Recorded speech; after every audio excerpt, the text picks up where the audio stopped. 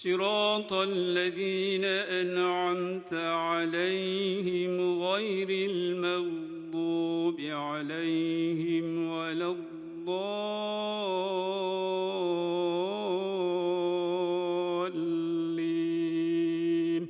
Umat Muslim setiap 10 Zulhijjah yang jatuh pada Jumat 6 Juni 2025 memeringati Idul Adha atau Hari Raya Kurban atau disebut juga Lebaran Haji. Sebenarnya apa yang dirayakan dan apa juga makna mendalam di balik Idul Adha ini?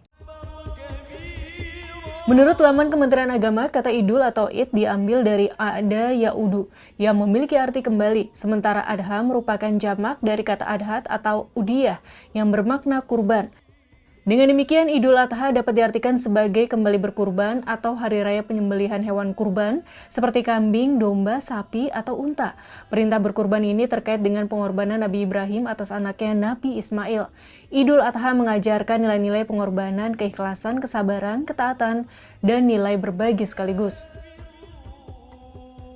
Di sisi lain, istilah Lebaran Haji untuk Hari Raya Idul Adha tidak lepas dari pelaksanaan ibadah haji di Tanah Suci setiap Zulhijjah.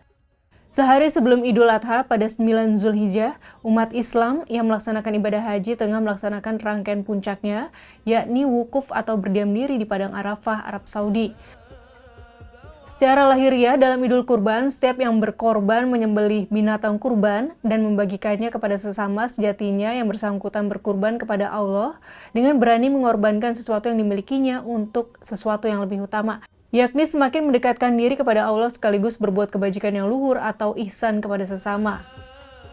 Namun di balik lahiriah menyembelih kurban dan membagikan kepada sesama, ada makna yang lebih mendalam dari Idul Adha. Apa itu?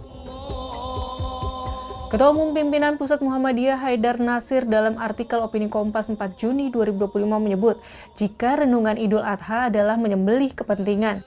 Ia menjelaskan secara runut jika dalam beragama serta kehidupan berbangsa dan bernegara juga diperlukan pengorbanan lahir dan batin sebagai wujud dari ketulusan pengabdian dan ibadah semata karena Allah demi meraih ridha dan karunia-Nya dalam wujud berkorban untuk kepentingan orang banyak secara otentik. Dalam kehidupan insan beriman, di dunia ini tidak ada manusia yang bekerja dan meraih keberhasilan tanpa pengorbanan yang melibatkan anugerah Tuhan, dukungan semesta, dan kebajikan sesama. Karena itu melalui Idul Adha, sejatinya kita diajari untuk rela berkorban secara otentik, berkorban untuk menyembelih segala ego kepentingan yang dipengaruhi hawa nafsu dan pengaruh setan, kemudian lahir sebagai manusia-manusia pengabdi kepentingan orang banyak.